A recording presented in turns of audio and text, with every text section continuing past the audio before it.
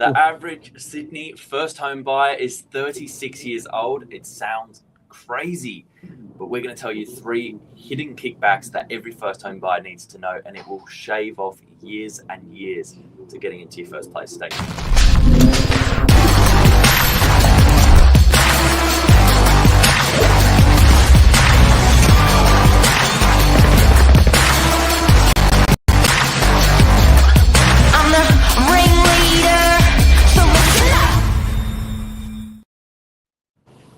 Good morning. How are ya? I've called you the property sensei. Is that fair? Yep. I'll take it. You'll take it. And you've got a recent first home buyer here to talk you through the process. But what staggers me is the age of the average first home buyer these days in Sydney, 36 years old, and it's only getting later. Can you just pop out for a second, just tell the guys to keep down a bit? I can't hear you, seriously. Yeah, I think they've just walked up the stairs. Just pop out. Oh, you know what? It's a big one, Billy, because these guys, I was with a lawyer, and the lawyer didn't know the first home buyer incentives for their first home buyer that was opposite them. Even better still, when I was fortunate to be part of that meeting. Even better still, the lawyer was under 30 and could have those incentives applied to themselves.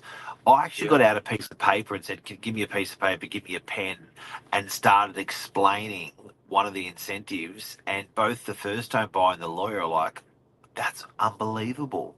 I'm like, man, who is the lack of education out there in the marketplace for a first home buyer.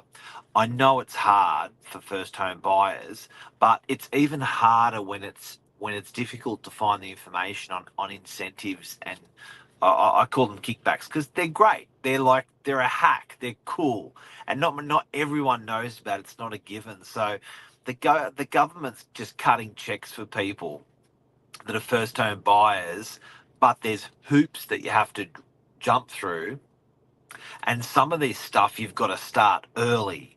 So by the time you're ready to buy something, it's too late to take advantage of some particular incentives that the government offers. You need to know now. You need to plan now for a first home buyer, even if it's 3 years away. You need to start putting some triggers and chocks in place to get the absolute best out of all of your incentives. I.e., the super saver one is one that I was explaining to both the first home buyer and to the lawyer. Do you want to talk through that, Billy Bob? Yeah, well, you said it right. I reckon 2 to 3 years is the perfect time whilst you're saving your deposit to start looking into these.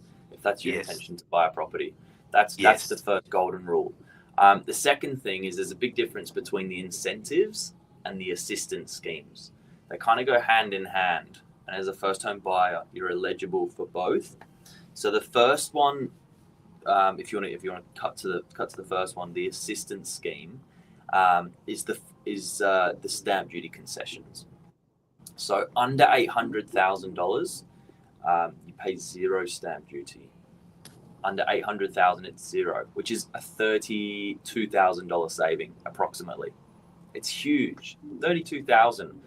And that's great because that's you already cash.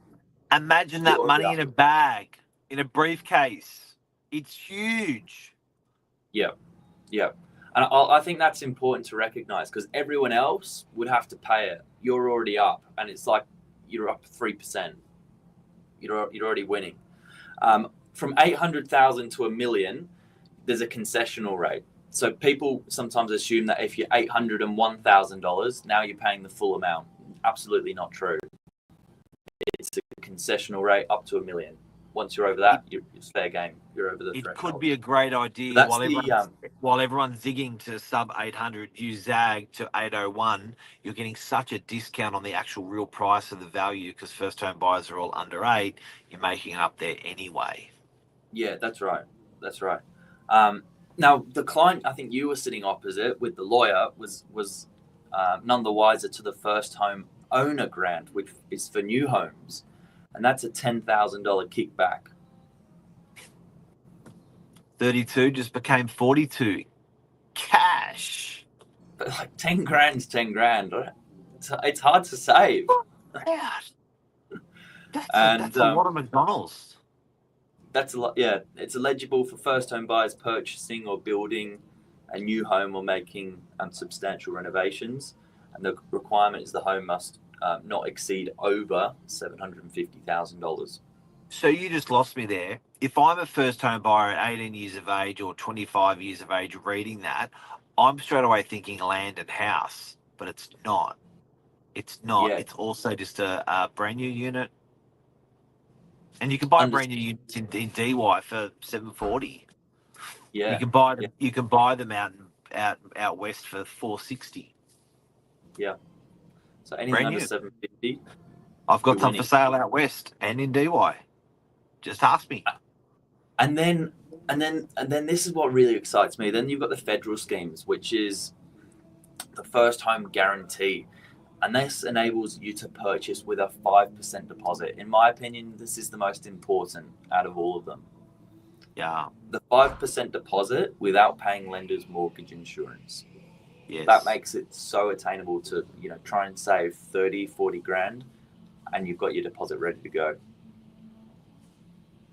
So the LMI cost, you're saving probably 10 or 20 grand because it's not going onto your mortgage at the end.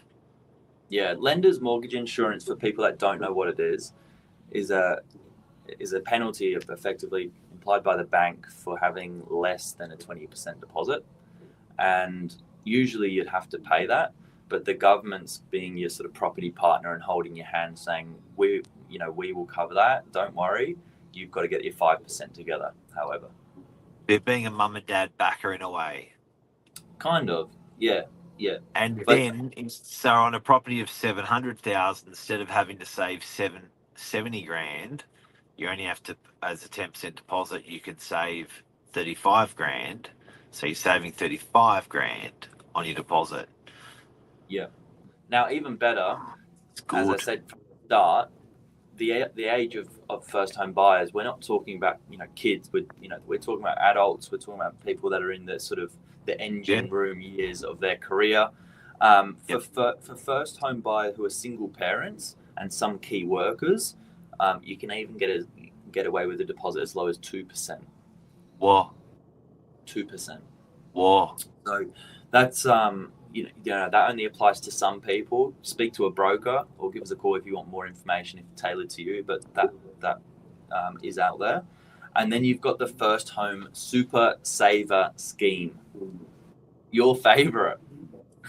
Yeah, it's my favorite because you're not going to understand it. No one understands it. No one gets it. No one uses it. I even said to the lawyer, highly transactional lawyer, when I was sitting opposite them the other day, I said, how many people in your highly transactional office have taken up this? What was the answer? Not one. Wow. So that's why I like talking about this. Yeah. So I think it goes under the radar and people may not opt for it because they think it's just too complicated. As soon as they hear super, and it's too late. By the time they actually gets explained to them, work it out, they're like, anyway, I can't do that now. Yeah.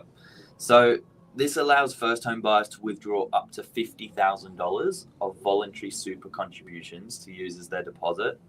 And the saving there is the difference in tax. Yep. So some people are paying 20, 30, 40% tax. Throw it into your super, 15%. Yeah, it's amazing. So when I was opposite this lawyer, I said, what do you get paid? Don't say that. I said, what tax rate are you on? I said, because if you're on a 38% tax rate, it's 15% there. I said the difference of 20 odd percent, you're going to pay 20% less tax on your savings. I see, and I think you could do 15K a year maximum. Yeah. So I said, if you're not going to buy now, the next 2 years, it's just tell your employer to throw aside automatically for you into your super another 10, 15, whatever you can afford, and your tax goes zzz, and then when it gets to the end, you pull that out of your super and you plonk it into your property as a deposit, even at the ripe age of under 30 or under 40. Don't have to be 65. Well, if you're gonna dedicate 2 to 3 years for saving for a house, take this opportunity, because it's 50% quicker than saving the same amount in your bank account, in your personal. Yeah, well, my little Jade, my daughter, she's doing nursing at the moment, and living at home, and it's like you want to save faster, 10-20% faster. Do it this way. No, it's 50%. It's 50% faster. Not on the principle. But it's rapid how quickly it adds up. On tax, you're saving twice as fast, but on the whole principle, it's not a 50% increment. Yeah. But don't get me on maths, Billy. Don't get me on maths. You know you won't catch me on maths. The SENSEI, the property SENSEI. But this is exciting stuff. So if you haven't looked into this, but you're thinking of buying in the next 2 to 3 years, start planning, because you can't do this at short notice. It needs to be methodically mapped out. Guys, work the system. Work the incentives. It is so hard to buy a property as a first home buyer. It's so hard to buy a property in Sydney. But if you're not doing the basics of working the system, don't complain. I don't get it. So work that system, get these incentives. First of all, understand every single incentive out there for you as a first home buyer. And don't understand it when you're ready to buy. Understand it when you're not ready to buy now, and put those bricks down, those pavers down for the future, for the next 2 or 3 years, to get you ready for that first home. And if in doubt, call your local real estate agent, call us and say, hey, I just need 2 minutes of your time to explain this to me. We'll go karate chop, give you all the information and the links that you need, and you're on your path. Yeah, and share this with someone. I'm sure you probably know someone who wants to buy a place in the next 2 or 3 years. Share it with them. Save it, share it, distribute it, bang, boom. It makes the impossible possible. I genuinely believe it's impossible to buy a property without help. And I'm not talking about mum and dad giving you help with the money itself. I'm talking about these incentives and assistance schemes. There's a wrap. That's the end of the show. Have a good day. You take care. See you, Billy Bob.